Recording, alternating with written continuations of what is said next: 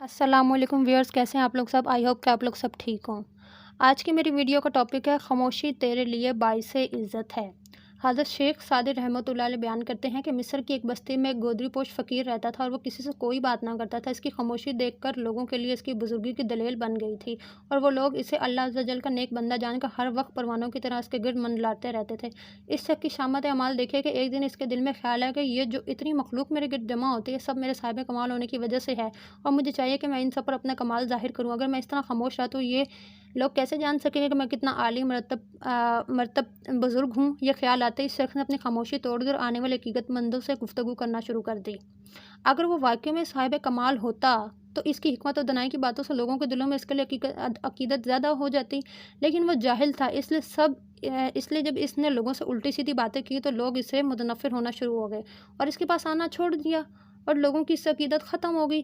حضرت شیخ سعدی رحمۃ اللہ یہ واقعہ بیان کرنے کے بعد فرماتے ہیں کہ اے عقل مند، خاموشی تیرے لیے باعث عزت ہے اور یہ ایسا وصف ہے جو تیری جہالت کو چھپاتا ہے۔ بس تجھ پر لازم ہے کہ تو بغیر ضرورت کے اور بغیر سوچے سمجھے گفتگو نہ کرے کہ تیرے عیوب دوسروں پر ظاہر ہوں۔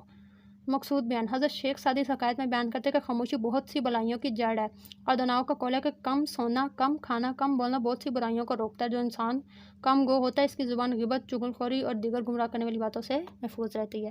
گائز، اگر آپ کو میری ویڈیو اچھی لگی ہے تو ویڈیو کو لائک کریں، چینل کو سبسکرائب کریں، ویڈیو شیئر کریں اور دعا میں یاد رکھیں۔